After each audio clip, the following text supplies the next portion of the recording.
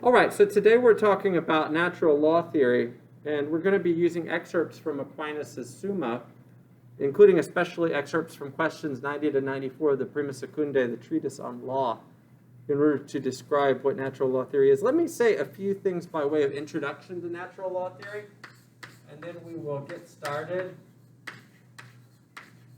on exploring the Treatise on Law itself. Okay, natural law theory is one of the two great approaches to morality in the Christian tradition. The other being divine command theory.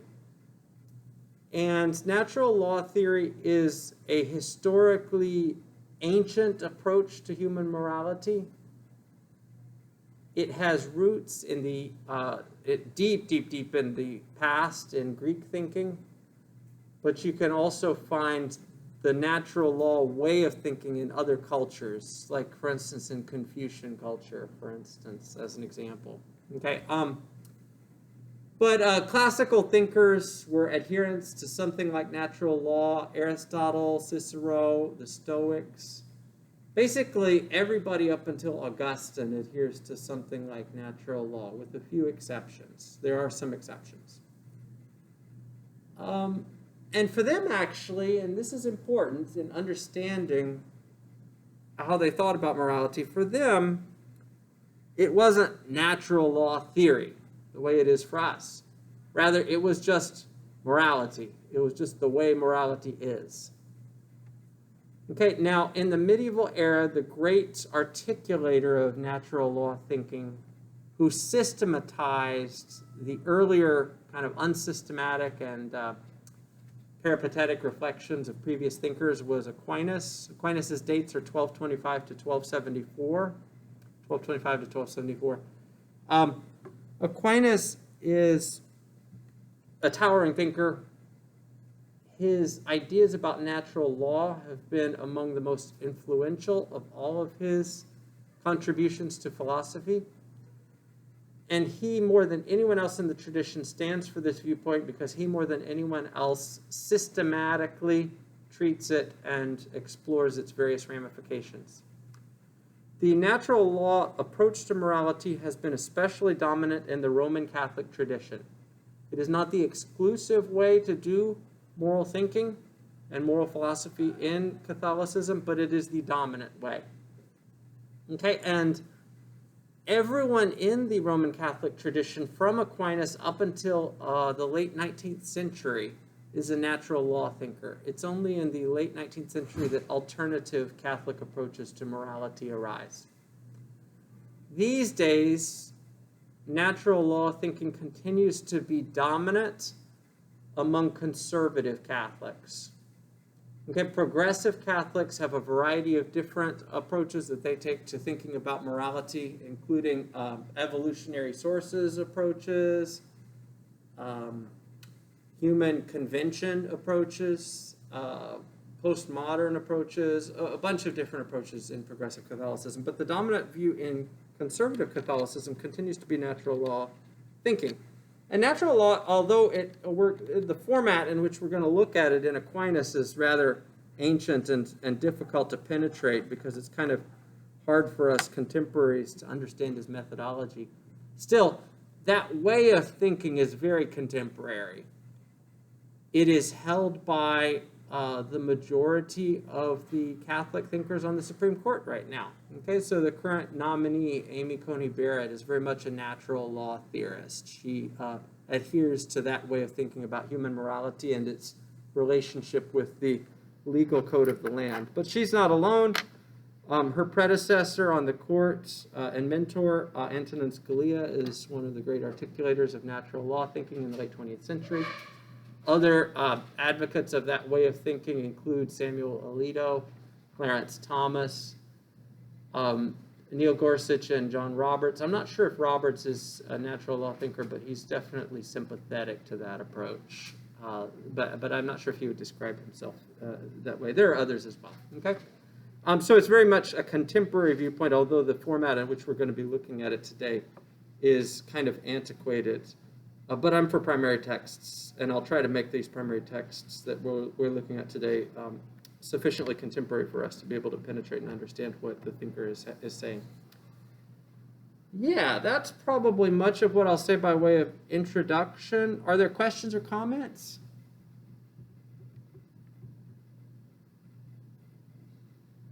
I'll take that as a no. Let us move to Aquinas' Treatise on Law.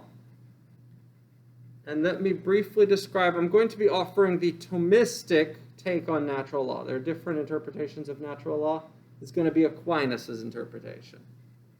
Okay, so first of all, let's come up with a definition of what it is. I'm going to be talking about lots of law terms today.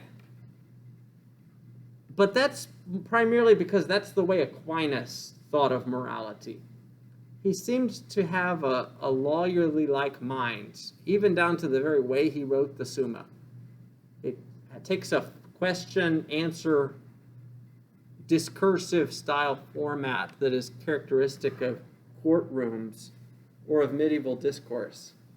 Okay, and Aquinas seemed to conceive of morality primarily in terms of law. And so he talked about law this and law that, and sometimes I'm going to have to translate that into contemporary vernacular where I talk about it in terms of morality. But first of all, let's talk about a definition of law.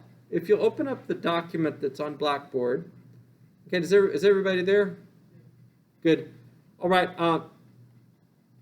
If you look in question 90, Article 1, whether the law is something pertaining to reason.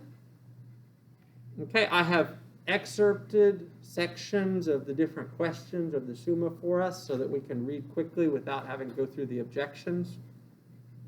Okay, he says, on the contrary, it belongs to the law to command and to forbid, but it belongs to reason to command. Therefore, law is something pertaining to reason.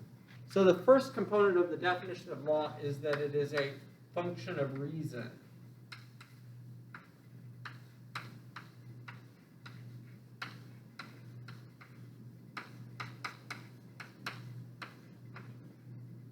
Okay, it is a product of the use of rationality.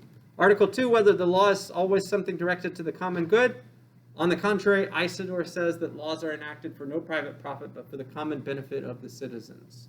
Okay, the second characteristic of law is that it is for the common good.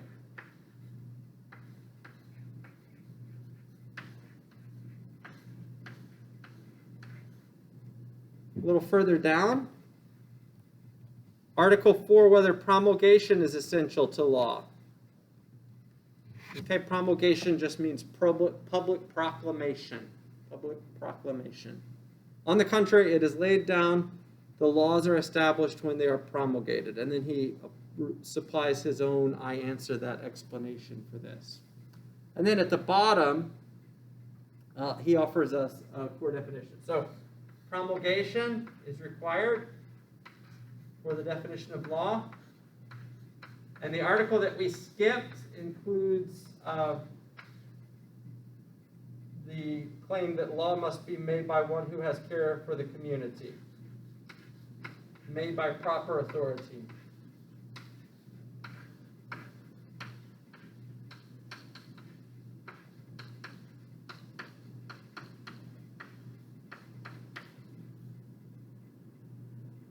And I'm reading just before the question 91 break.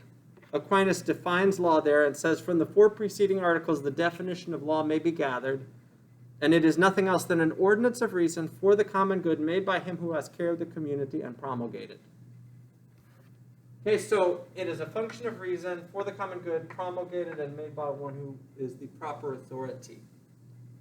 If we take a law of the state of Texas, for instance, let's say the law that we need to drive on the right-hand side of the road, it is made by the appropriate authority, the authority that has governing power in the state of Texas. It is well known. It's not a hidden or secret law. It is done for the sake of all people, so that all people might be benefited. And it contains an element of rationality to it. The rational element to the law is that lives might be saved. Okay, that is an example of a good law. in order to count as law, it must be, something must fulfill all four of these conditions. If I were to issue an edict, it would not be made by the proper authority in the state of Texas, and so would not count as law on Aquinas' view. If the governor of the state of Texas, Governor Abbott, were to issue an edict that was clearly aimed at enriching himself and his own inner circle, but not for the common good, Aquinas would say that's not legitimate law. Okay, if secret laws were to be made, and no one got clued in on what they were, Aquinas would count that as not being legitimate law. Okay, so the definition of law must contain all four of these components in order for it to count as legitimate law on Aquinas' view. Before I go to the eternal law, are there any questions about what the definition of a law is on the Thomistic perspective?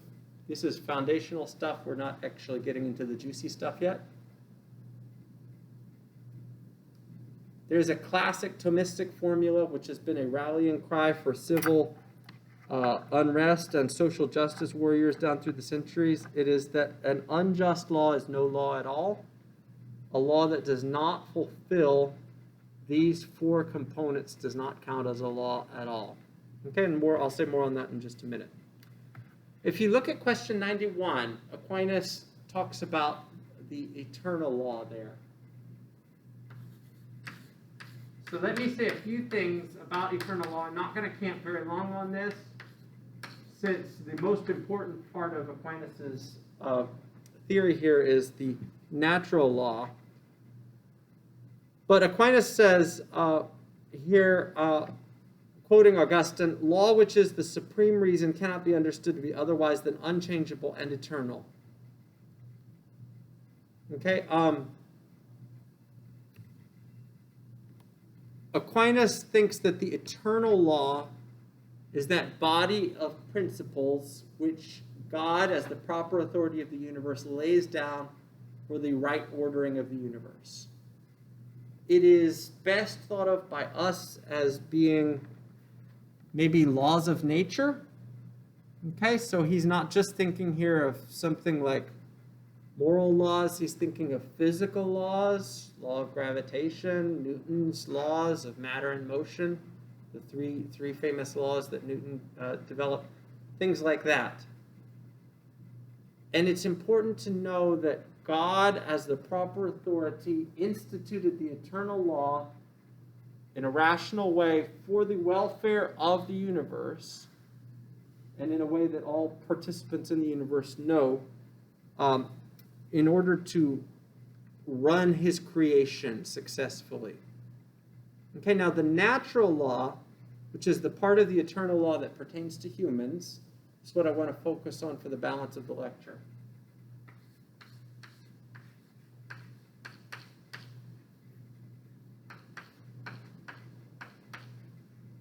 Okay, the natural law is the eternal law as it pertains to human beings.